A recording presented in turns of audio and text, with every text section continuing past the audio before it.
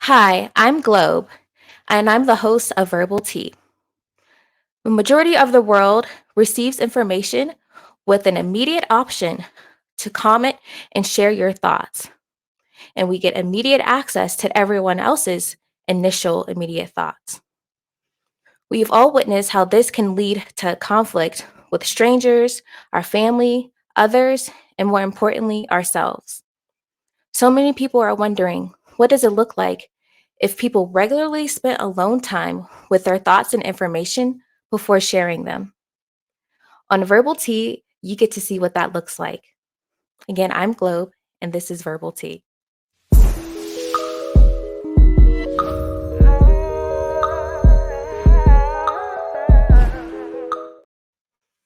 Hi, welcome to Verbal Tea, the journaling podcast where we share entries and discuss them about certain topics so that we can engage in honest and healthy dialogue that focuses more on our inner voices than the voices around us.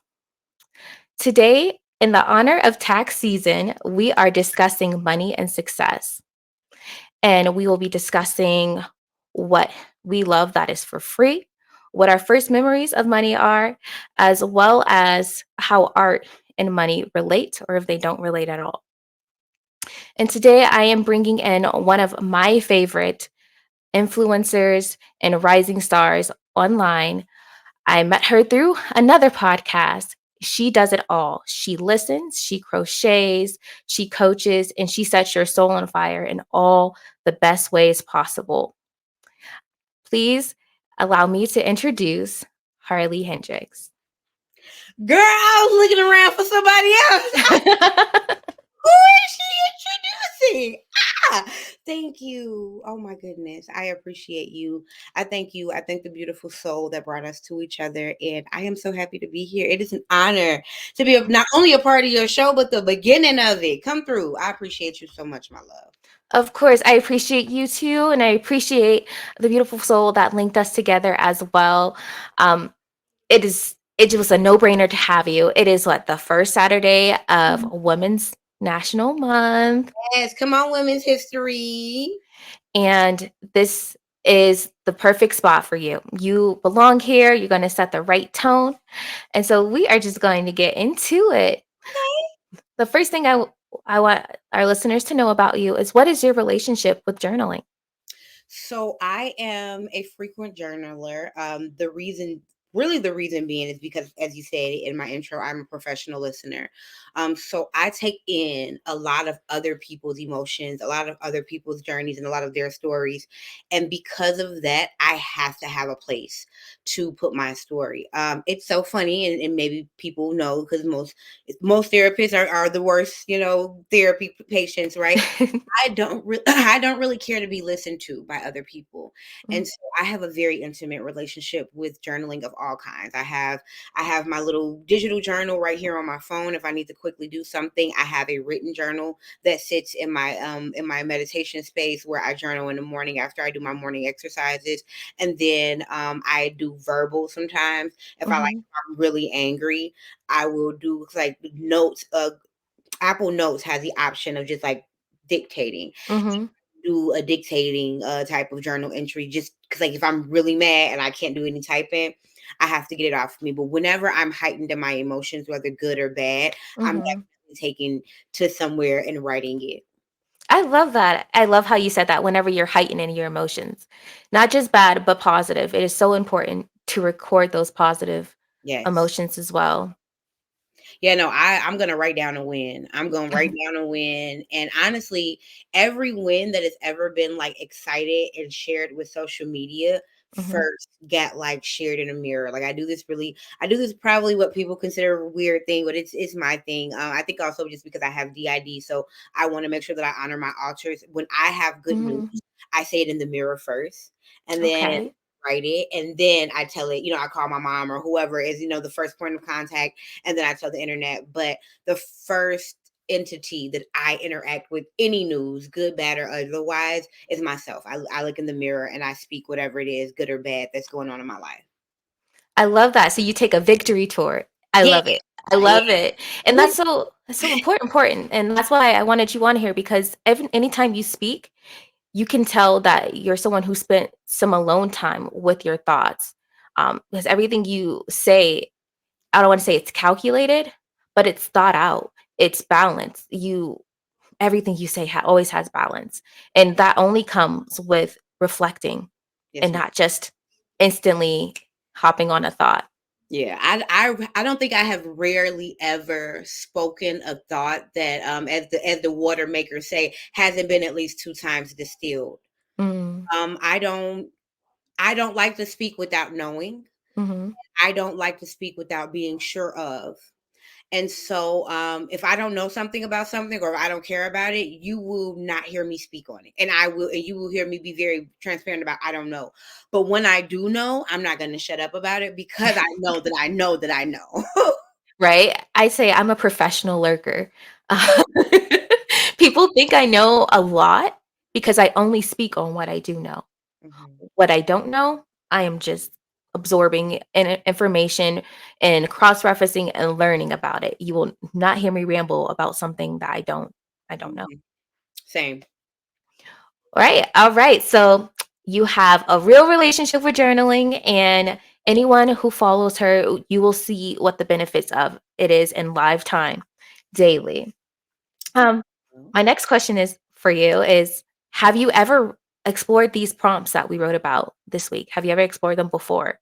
Um, yes and no. So when I started getting serious into my relationship, or even when I've gotten into like friendship battles about money, Mhm, I paused and kind of talked to myself about my relationship with money.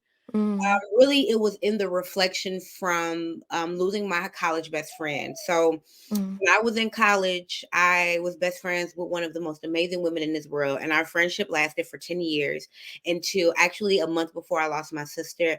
mm, Our relationship came to a head actually over money. Um, mm, and after we separated, I really sat with that and I was wondering, like, why was I so aggressive in this situation? What was going on? And that was kind of that first conversation with myself of like, I'm afraid of certain elements of money, and it mm. comes from, my upbringing and things of that nature. So I think that was probably my first time really engaging with the conversation of what does money mean to me. And so not as deep as your prompts were really great because they gave me an opportunity to do even more reflection, but I feel like I had a very surface level conversation with myself about money after losing that friendship. Oh, I'm so sorry for your loss, but you anytime you speak Yeah, about loss to me, you always tell me how you let that transition propel you. yeah, And I that's such have to change my relationship with loss because I think mm, as a black woman living not only living in America, but as a black woman living in the inner city of Chicago, I have experienced loss at a high rate since a mm, little girl. And it was a moment in my life where I was like, if I don't change my relationship with this mhm, experience, I'm going to hate the world around me. And I love love. And so mhm, even when I speak about like losing my big sister, or when I speak about friendships that are no longer here, like 1,000%, I have taken so much time out of my day to figure out how is this growing me? How is this healing me? And how can I still be a blessing to the world around me? Because I remember a time where I was like an agent for chaos because mm, what I was experiencing, because I felt like fuck it, everything and everybody's gonna leave anyway, so let me act a fool. And mm. I think to be on the completely other end of that spectrum and to hear someone say that to me, it makes me know that like you're sometimes when you're in a growth work and you're working, it's a thankless job because you are so hard on yourself and you're like, you're not you, it's okay, you could do more, you could do more. So today to just hear you tell me that every time you hear me talk about loss, I don't sound sad. I was like, ooh, for real?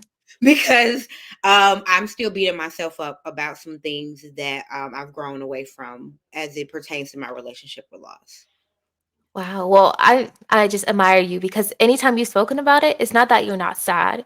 It's just you don't center that. You still center life. You still center growth in those conversations. And that is amazing. That's amazing. Whew. Thank you. All right. So let me stop gushing over you. All right. So the first thing I'm going to ask is, what is the prompt that stuck out to you the most that you wrote about most about? The prompt that I wrote the most about, I think it was a tie between my first memory of money, and then does money determine the weight of my art? I think that those were Mm. the two biggest ones that I wrote the most about, because there were so many layers to that answer. Like, the more I wrote, the more I thought about. Yes. I was like, ah, crap. Like, so yeah, no, I think those were the ones. Those were the bigger ones. Yes, the memory one just sent me on a rabbit hole as well. So I would love to hear what you wrote. Share more with us about that.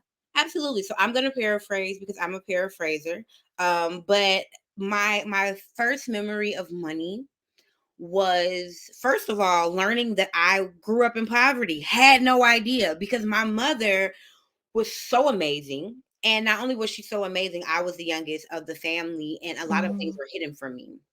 mm, And so a lot of these fun memories that I have in my past were times where my mother was not in a good place with her money. For instance, one time I came home, and the ceiling in our house was full of those glow in the dark stars from Walmart. mhm. And there were what's that? Sleeping bags on the floor, and my mom had this whole setup, and she's like, "We're gonna go camping indoors." Wow. 8, 9 years old Harley thought she had the coolest mom in the world.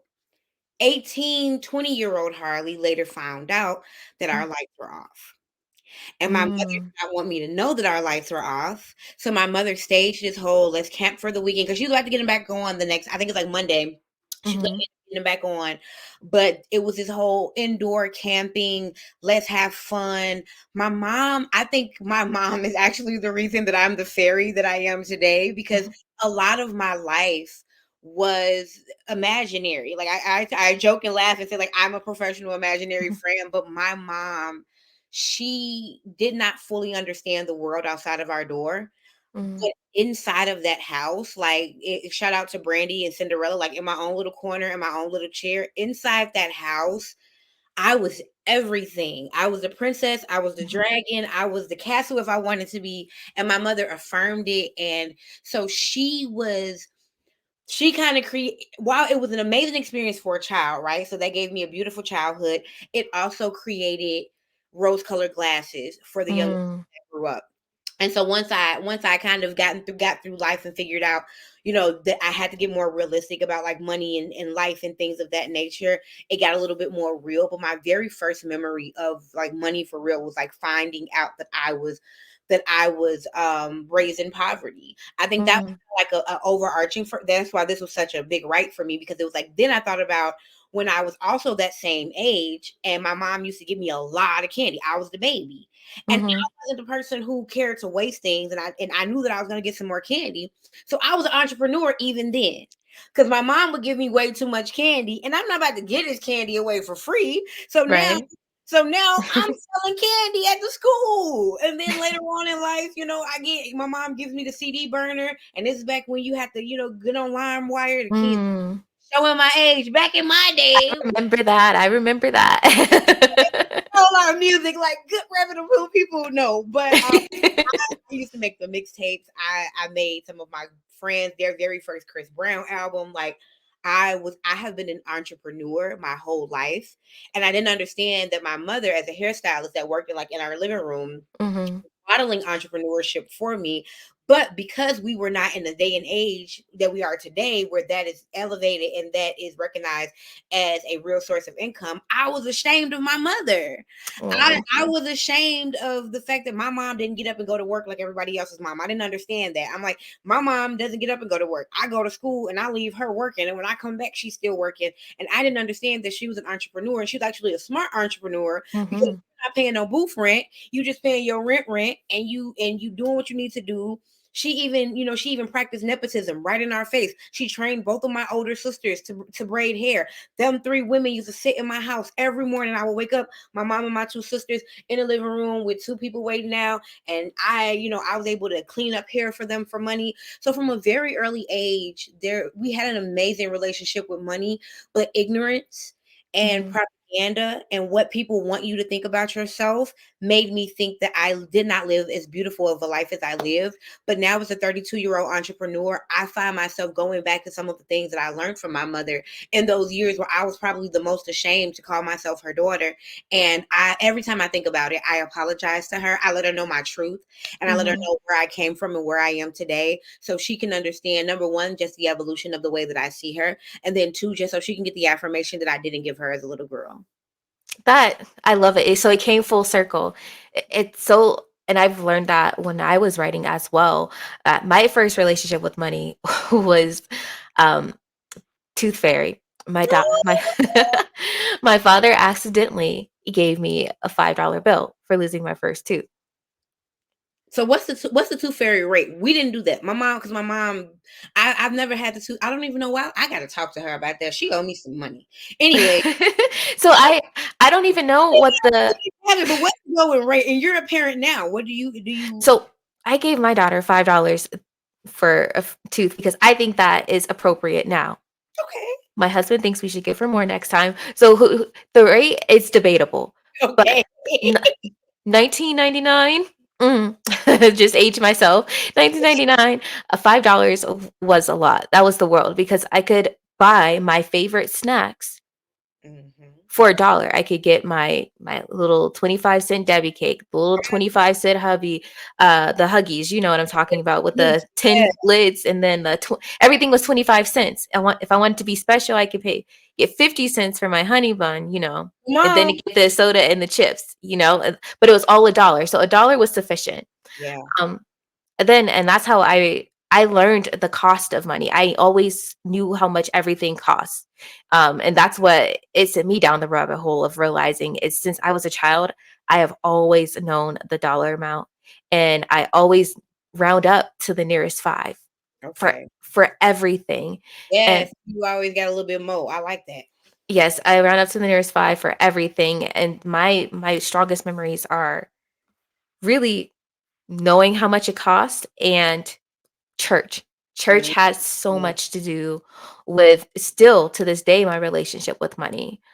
There is a lot of charity involved and a lot of confidence involved because even if you didn't have anything, still meant more for you to walk down that line and touch the collection plate than to just sit there and not participate at all. You know what? That's my first time. So the church so my mother, I think my mother's, she bounced around so much trying to figure out what her true faith was, and I think even her experience with faith is why I kind of grew up to be kind of like an communist of sorts, because we've Mhm, experienced some of everything. We were, we kind of dabbled in Jehovah's Witness for a while. We were never baptized. We, did some study. mhm, My brother, he was a pastor for a while at like a non-denominational kind of Baptist type church. I've been to like super Southern churchy Baptist church, and never have I heard what you said today, where it's better for everybody to stand up and even touch the collection plate. I've been in church settings where the only people that stood up were people that had something in their hand, and it was almost a shameful thing. The church that my brother preached at, and even he had to kind of emancipate himself from certain parts of it, they were a business before they were a place of refuge. mm, I could tell it because it was to the point where when you heard the song for the worship, you didn't even feel comfortable being in your seat. You would go to the restroom because the shame that would fall upon you for not even having a dollar was ridiculous. But to hear you today say that there are entities where at least come and tap with the willingness to give when you are able to, that shifts my perspective a lot. And I think that's the reason why I don't stonewall my vision and my view on organized religion, because I mm. do know that all of these things are precious and beautiful until they're touched by humans who don't understand them, so we act out of our own wicked perception. And I love that what you just said today has opened my eyes, and it's shifted my perspective in a huge way, that there are entities here that understand that some people want to, but they just don't have it. I mean, that's how it used to be when I grew up. Once, the recession hit, things kind of shifted. But Hmm. they shifted with the economy. But when I was growing up, my first initial memories were that the pastor would say, if everyone gives a little, no one has to give a lot. Mm. And very community focused. So my relationship with money, that's what's still instilled in me. Is still community focused. Um, I want to always have enough for my family. Always want to have enough for my friends. I feel bad if I can't contribute Mm. to mutual aid, and I still to this day give more than I should Mm. sometimes. um, and that's a whole other conversation, but that is just my memories of money. I receive more than I needed for losing one tooth. And Mm. although my father was honest with me about it, he still ended up spending more than he initially planned to give me anyway. When we split that $5 up in real time, I Mhm. still got extra treat, you know? Yes. Um, and that's my relationship with money is all about is charity and pride. um I do feel ashamed if I don't have anything to give. Mm. And that's definitely something I still battle. I feel ashamed if I don't have anything to give, because I remember being in pews and people opening up their wallets, scraping down the bottom of their purses just to give my brother and I and my stepsisters and I a dollar, a quarter, so we can walk up there with Get to something. walk up there, yeah. No, I feel that. I think my experience with people abusing the community mindset has made me a lot less willing to give and a lot less guilty about not giving. Mm, But I don't think it changes my fact that when I have it to give, I give in abundance. And I mhm, think that folks like yourself and to an extent me, because I won't say that I give the way you give, but I'm gonna touch the hem of your garment. mhm, That is the reason why, and I'm more than sure that even if you've had a moment, you've never had a situation, I can almost bet in your life where you were completely down and out. And because what I've realized is that the relationship that we all must have with money is a reciprocal one. mm, If I have it to give, I'm gonna give, and every time I need it, it finds its way to me. I've yep, I've realized that because I went from being very tight fist to being a little bit more loose, way too loose. And then I feel like what I have right now is a hefty medium. I am 100% excited for all of the adventures and things that I'm doing right now to take off so I can be able to be more of a blessing to the people that I love. But I'm also at a place where I understand that I won't get there if I'm constantly shelling mhm, out and I'm not actually building. It's like if I know that I have to be the vehicle that takes us wherever we're going, whether it be with my family or maybe certain friends of mine that might not have this level of drive, I have to, for a season or two, say no. And the people that are going to make it through that season or two, they don't even know. Like when everything that I'm doing, because I believe in everything that I'm doing, and I believe that everything that I'm doing is going to result in the ultimate necessity of wealth. I stopped saying that everything that I'm going to do is make me $1 billion and $1 million, because living in a capitalist society, in order for me to acquire that much, I would probably have to become something that I don't believe in and I don't agree with. So I don't say that I want to be a millionaire. I say that I am going to have the amount of resources necessary to live my life the way that I want to. And when yes, I do have those necessary resources, there are people who will never have to worry about anything a day in their life. But those are the people who weathered the storm through these few seasons of no's. Because recently my answer has been no. And there are people who love me still because there was a time when my answer was yes in abundance and they haven't forgotten that. mhm. There are people who are gone now because my yes was the only condition of our love, and I'm okay with that. I love that. Yes, and I have learned that in the past few years, especially becoming a mother. But those people never forgot when I had all disposable income, Mm. and they understand my seasons, and they pour into me through other currencies that I definitely need. And that's a whole other conversation. I went down the rabbit hole of realizing that money is just a means to an end. There are a plethora of other currencies every day that I'm exchanging with other people, that I'm needing to give to myself and to others. And so I really needed to touch on this topic because of what I've discovered Mm. about money and currency. Yes. So I love look at that. this. Thank you. Yeah, thank you. Thank you for explaining that. I think it's important that people know, because I do still battle with the shame, Mhm. but my community is so supportive. Yes. They're like, You got this, mama. I understand. And Mhm. I'm always going to give what I can give. Oh, and but I am in a building stage. My family and I are in the building stage. We have some bigger goals for ourselves Mhm. that we want to build up to. So it has limited what I can give in that way. Yeah. And then you just realize, like, and this is what the biggest thing that made me become a little less open fist is, not at all in an arrogant way, but I have the same 24 hours as any other person living this world. And if I am finding a way to do all the things that life throws at me and give to you, and you're not finding a way with the things that I give to you to create a system where it can be reciprocal, and if maybe I don't have it, you can give it to me and it can bounce back, then why can I, number one, feel bad about not being able to? And then Mhm. why would I put myself in a position where I'm constantly taking care of you? Because that's what it comes down to if we start looking at the necessities of certain people. And this is not all people, because there are some Mhm. who just, need the help or what have you. But if I'm consistently feeding into you in a financial manner, and you're not even pulling my coattail to say, hey, what side hustles are you doing? What are you doing in life? That life is as expensive for me as it is for you. Like, I'm not going to some magical grocery store where eggs don't cost how much eggs cost at the grocery store you're going to. So I hear your sad story when you call me and you tell me you just need $10 because this, and that. But I have a list of that thing too. And if I'm finding a way to show up for myself and the world around me and you're not, eventually I cannot keep giving to you. That again, that can open up a whole another conversation because the most charitable people I have known my entire life are single Black mothers. Mm-hmm. They have so much to juggle, so Mm-hmm. much to juggle, so much to provide for and care for financially, spiritually, emotionally, physically.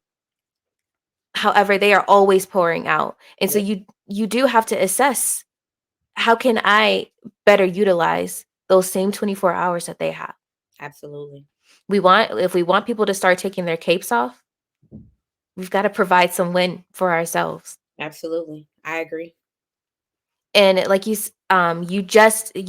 touched on it earlier, where, hey, if I'm giving you this, what resources are you tapping into? Because we're not just giving money. That's another thing. We don't just give money. We give resources. Yeah. You give the person a fish and you teach them how to fish,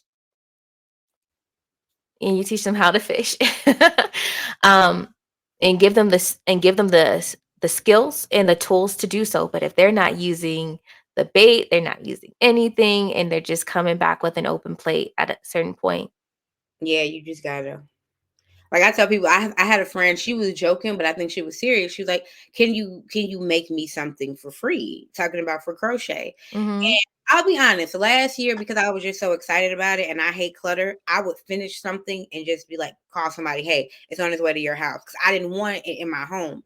This year, I'm just like, no, like, I put my heart and soul in everything that I create. And not only do I put my heart and soul in everything that I create, this is some quality stuff. So, like, no, I can't do that for you. And she was like, well, I don't know if I can afford to buy anything from you. I said, well, that's okay. My mother has a crazy yarn stockpile. I'll give you a bundle of yarn and give you a lesson. And now you can do what you need to do. And then, of course, like you said, in true people nature, it's kind of like, no, I don't want that. But that's kind of also the people I differentiate. If I can't teach you to fish and you take the lesson, then I'm probably not going to give you a fish. Right. I mean, because it's not just teaching you, it's giving you all the skills, Mm, giving you all that you can give. And that's what my community is. It's multi-tiered resources, multi-tiered. I love that. And it's not just about money. So let me go to the next topic because we can discuss this at Yeah. length. I No, am very passionate about currency. I love it. The next one I do want to get into, because you are an entrepreneur, in your your voice is art. Your voice is art. Of course, you crochet as well, and that is an art as well, but your voice and your time, it's always labor. You're one of those people that no matter who you're speaking with, you are pouring into them at that moment. Thank you. And so I'm very, very happy that you did decide to write about art in your relationship with money, because as someone who is constantly breathing working art, breathing working labor in every interaction, I have to know what your relationship is with it. Honestly, kind of what you said earlier today, sort of answers that question. I look at money as a means to an end because I understand that I need it in order Mhm, to survive in this world. If I did not need the fiat, actual dollar currency to survive, the art that you speak about would be my only currency. I've mhm, even been on a podcast with my partner and I said, before I turn 35 or before I leave this earth, there is going to be a time in my life where everywhere I go, my money is going to be no good because of the attributes of my character and the love that I provide to people. I'm gonna go come into restaurants, and these people who have built these restaurants off of the love and the motivation that I gave to them are like, you cannot pay. Here is a plate of food. You know what I mean? And I've always believed that the energy that I foster and that I've garnered, like I don't look at my energy as luck or a absent isolated gift. Like, this is work. The woman mhm, that I am today is work. I will never sit back and be lucky to be a good person or lucky to have this energetic field. I worked on the energy that I have today, and so I know that it is valuable, and I know that it is currency on its own. However, I know that we don't live in a world where it is recognized and honored as currency, because there are people who don't want to do that internal work, that have the resources to be able to contact and connect to financial sources that will make the dollar more important than the relationship. And art being my relationship being my most prevalent form of art, I realize that in my house, in my home, in my heart, is the most important thing. But the reason that I said this year that I can't give away any more crochet stuff is because no matter how great I feel when I give somebody something that I made because I thought about them and I don't want anything from it, everything that went into that cost money. mhm, And I cannot, in this capitalist society, pretend that that's not the truth. I don't care how asinine I find it. I don't care how frustrating I find capitalism. I don't care how annoying I find patriarchy. They are the driving force of the society that I live in. They are the rules of the matrix. At the end of the day, it doesn't matter what I feel. It doesn't matter how many intellectual conversations I have with my mhm, girlfriends, and we know that this is bullshit. At the end of the day, we all are going to go clock into work after we're done talking about how much bullshit it is, because it runs the society. And I think that is how you develop and you're able to have happiness in the matrix. You play by the rules and you don't let the rules take your spirit away. And when you get off of work, you create art. As soon as I clock out, and you see it in real time on my mhm, social media. As soon as I clock out, I put my ears on and I go right into working. I put my flower crown on. I go right into working, because that has to be more important to me than what I call my debt to society. The mhm, hours a day that I spend working my 9 to 5, the 6 hours I feel the 6 years that I spent being a middle school education, a special education teacher, I feel that those years where I was head set and locked into a career, that was my debt to capitalist society. Me going to a 4-year university and studying abroad and being a straight A student and being a great face for the university, that was my debt to capitalist mhm, society. And I see that as a means to an end, but the most important thing to me is my art, and I want to get to a place where I'm so abundant in their society. I've played their rules so well that I can mhm, play for free. Because if I ever am blessed to be a millionaire, billionaire, they're gonna try to find a way to debunk me, because I'm gonna be showing up to communities of women and giving them money, and I'm not gonna want anything for it. And I know by their rules that's a tax write-off. So you still can't tell me that I can't do it, because you guys mhm, do it to your homeboys company, and you go do it to your golf buddies, golf, their golf field, and you do these mhm, things that are going to be tax write-offs that keep the economy saturated in a way that works for you.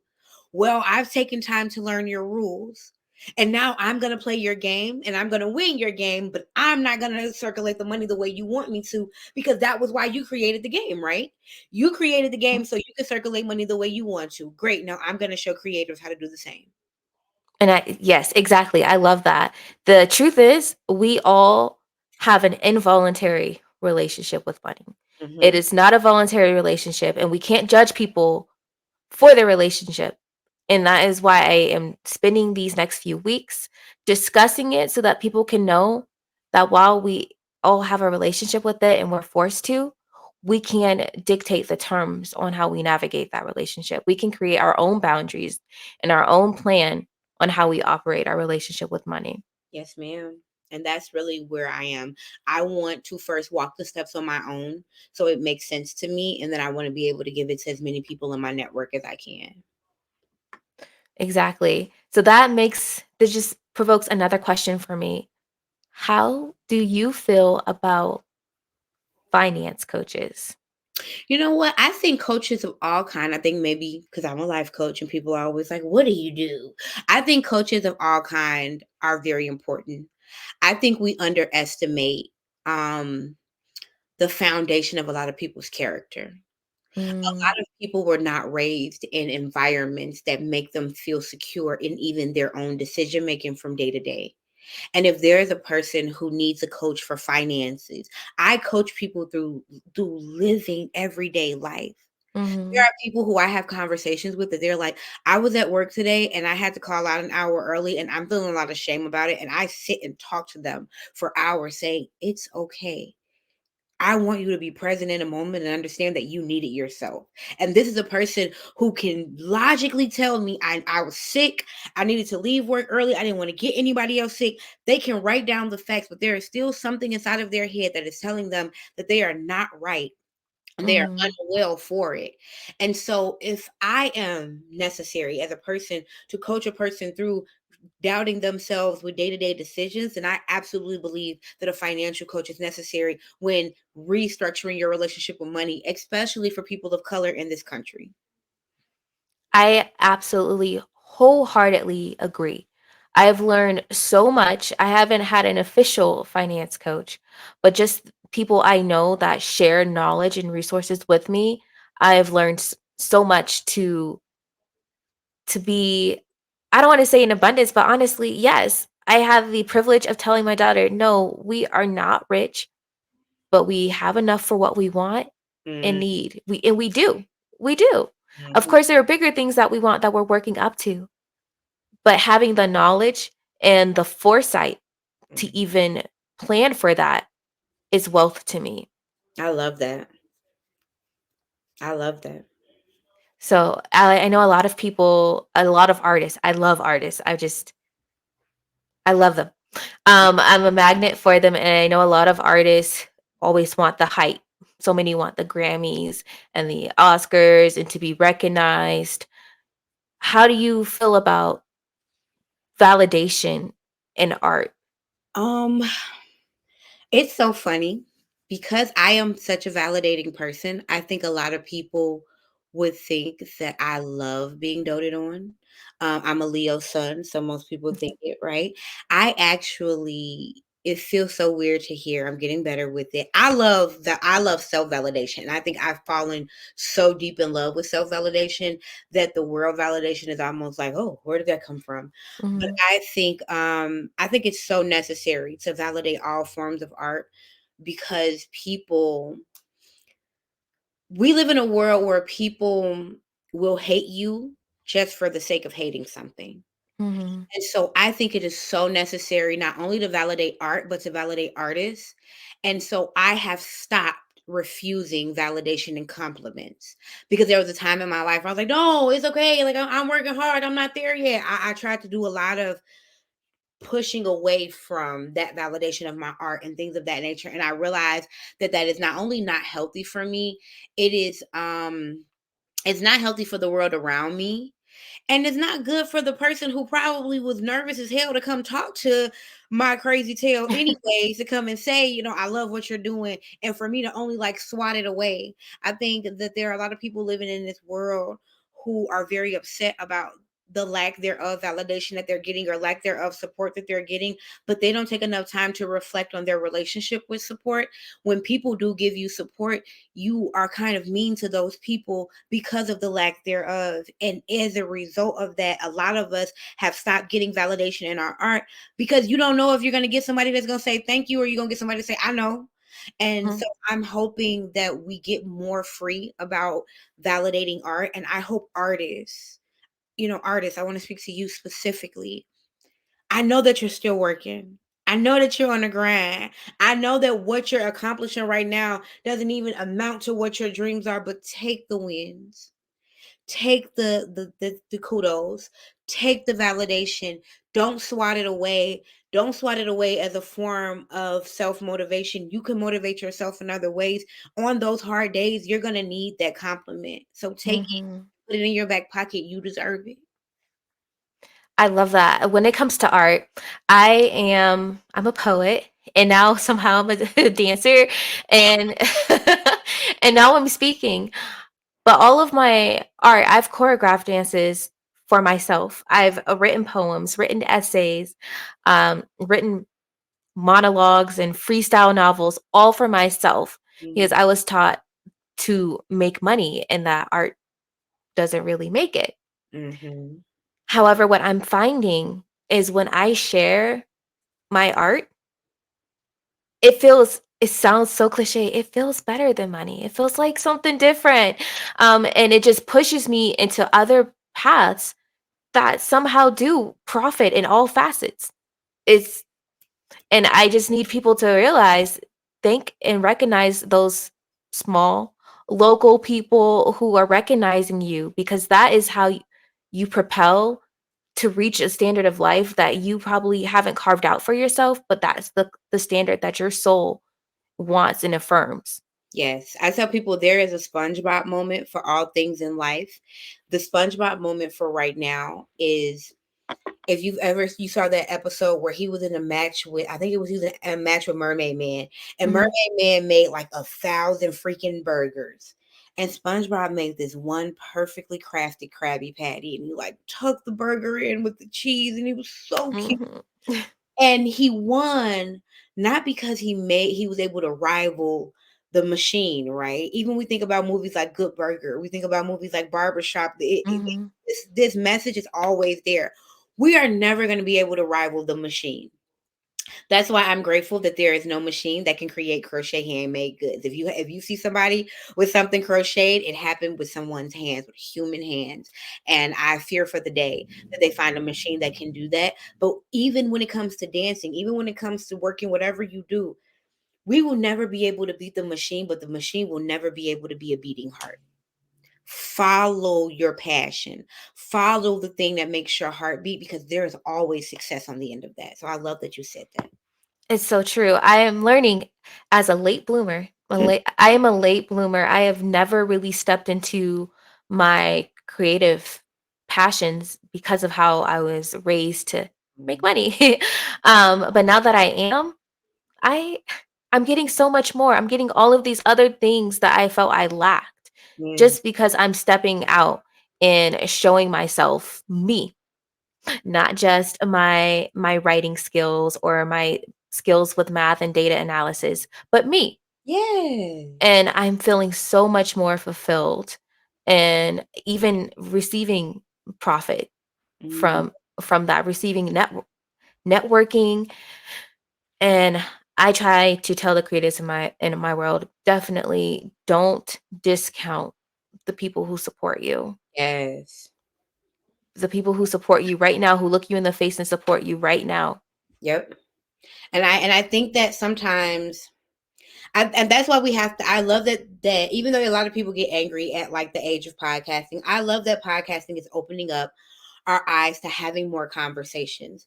Because when people take to the internet and they say nobody supports me, and it breaks the hearts of the few people that are supporting them, while I understand the argument, right, of the people that are supporting them, like this is hurting me, we also Mhm, have to understand that like the brain attaches to negative things naturally before it does positive. So it's not that that person doesn't know that we love them. It's not that that person doesn't know that we support them. It's just that even with our support, the whole of the lack thereof hurts. And I Mhm. think that we need to find a way to have a conversation where those people are able to express the hurt of the lack thereof while still being able to express the appreciation to us. And then sometimes, as the local people that are appreciating them, we have to just like remember that it's not always about us. Mhm. And if they are publicly expressing that nobody is supporting them, and they feel that way right now because they've probably come in contact recently with someone who wasn't supporting them, sometimes we just got to let them rock, because sometimes they need a moment to vent and be human.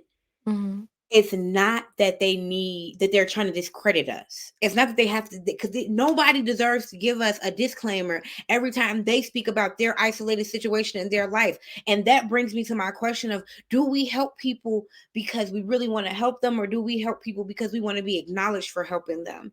And that changed my relationship with money as well, because I found that I was given to people financially that I just wanted to be able to say that I gave to financially. I didn't really care about giving to them, and it showed in the way that I expected things from them. Oh, she Mm. and I had no attitude with me as much money as I loaned her. Why do you care that much?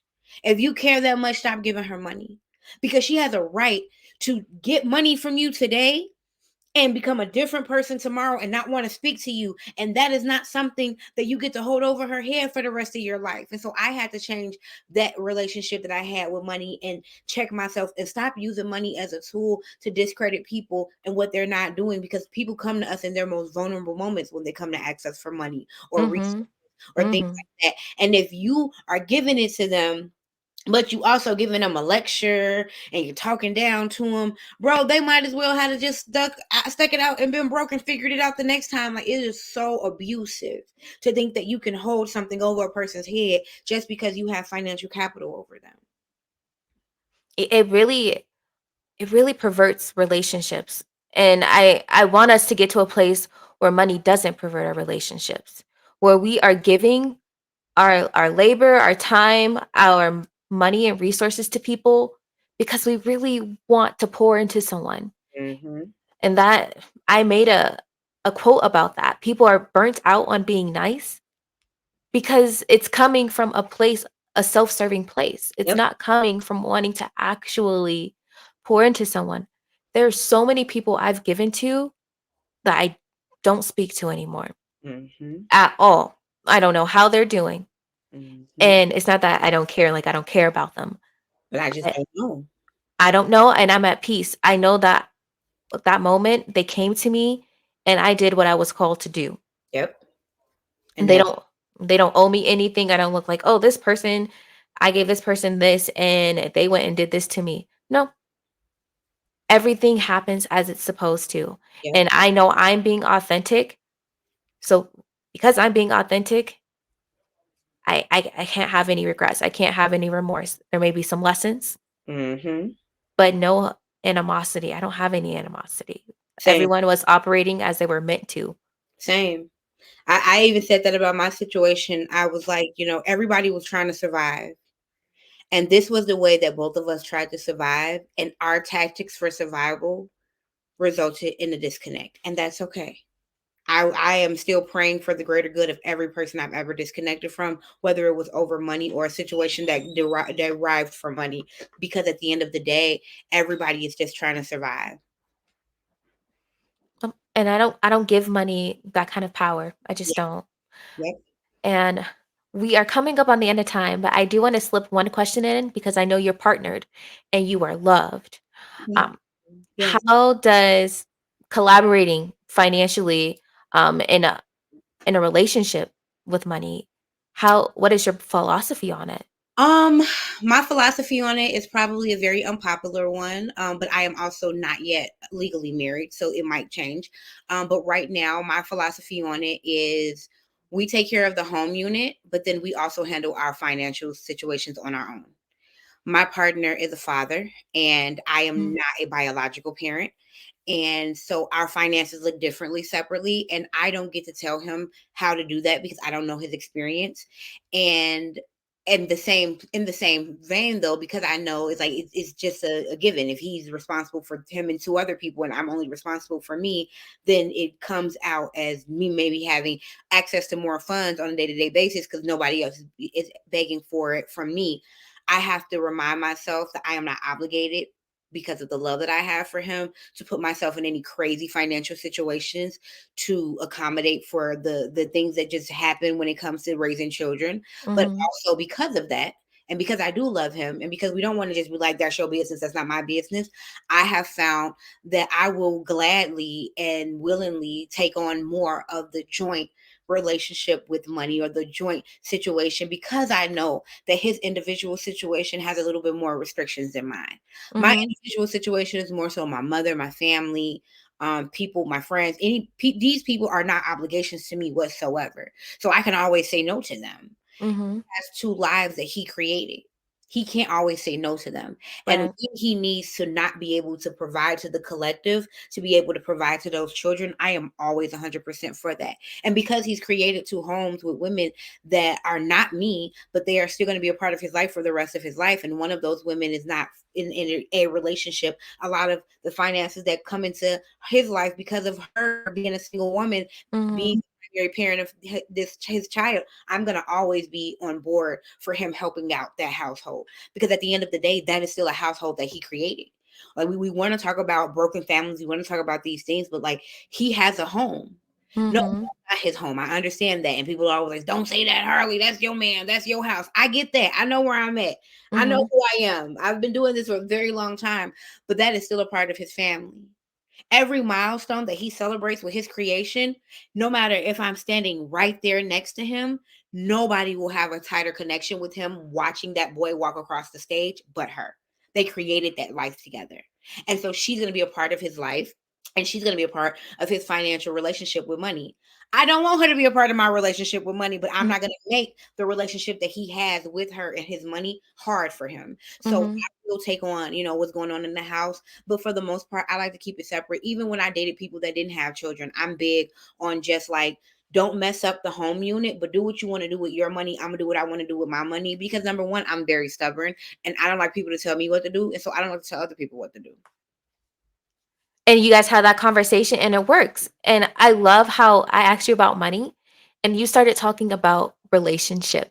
Yep. You started talking about connections, responsibilities, because that is really how we should think about it, in my opinion. In my opinion, I feel once you come look at all the intrinsic values surrounding it, it really changes how you talk about it, how Yep. you think about it. It changes your whole philosophy Yep. because it's not the center. It's a means to an end. Yep. And that was how I had to move it. I had if you think about like a diagram, Mhm. for a very long time it was like this circle is life, and it was like money, and then branching out Mm. to relationships. I've taken money, put it out there, and put its own little circles around it. Inside of my circle now is relationships, connections, grace. Because if I have space to have a conversation with you, if I have space to create a relationship with you, that in itself is, like we have been talking about this whole conversation, is currency. And so if I find a way to take that and actually create currency, especially in this day and age where positive relationships or negative relationships equate to money. If Mhm. I turn on the camera and we're having a conversation, that can become money.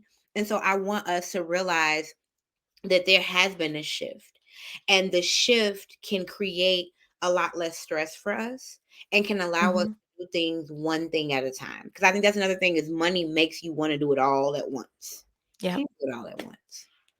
That's perfect and leads me into our last segment because we are down to about 5 minutes, but I definitely wanted you to talk your shit.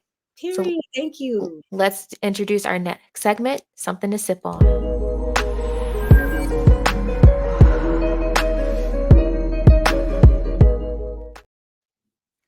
All right. So when it comes to money, success, and art, what is something you want to tell our audience and our listeners, something for them to sip on? Um, Reciprocity, that one word. Make whatever you do with your money, with your energy, with your life reciprocal. Give if you want to receive. Please do not sit in a hole thinking that something that somebody is just going to give to you. Pour into the world, and karma is never going to miss you. I love it. That is this something to sip on, pour into the world, and you will never lack. That is the path to abundance. Yeah. Harley, I want to thank you so very much for being on here and for speaking your truth and being so honest and transparent with us today. Before we go, I do want you just to let people know where they can find you. Awesome. Thank you. I just want to say thank you for having me. This is your first episode, so shout out to you. Take a deep breath. It's over with, first of all. So proud of you. I am just proud of the woman that I've watched you just be in the short time that I've known you, and I can't walk away from here without doing that and letting you know how beautiful and amazing you are. Thank you. You guys can follow me everywhere at Harley Hendrixx 6. It's spelled just like my name is, and you put the number 6 behind it. I am on all social media platforms under that name.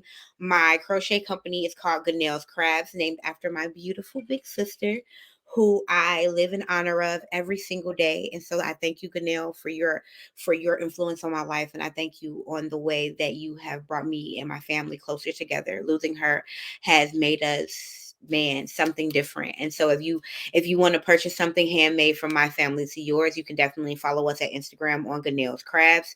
I'll give Globe the links for that so you guys can be able to get the correct spelling. Other than that, I ain't hard to find, so find me. And if you can't find me, ask your friends about me. They probably know me. Yes, and we will be detailing all of her information in the show notes. Trust me, her crocheting, it's made with love, and you can tell. You can tell. You don't want to miss out on that. And I just wanted to let the audience know next week, what we're brewing on is financial independence. And if you were inspired by anything that we said today, you can share your own entries or your own thoughts at verbalteaparty@gmail.com.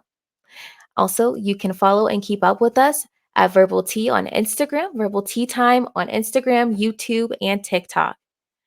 Thank you guys so much for being part of our Verbal Tea Party, and I hope to see you guys next week.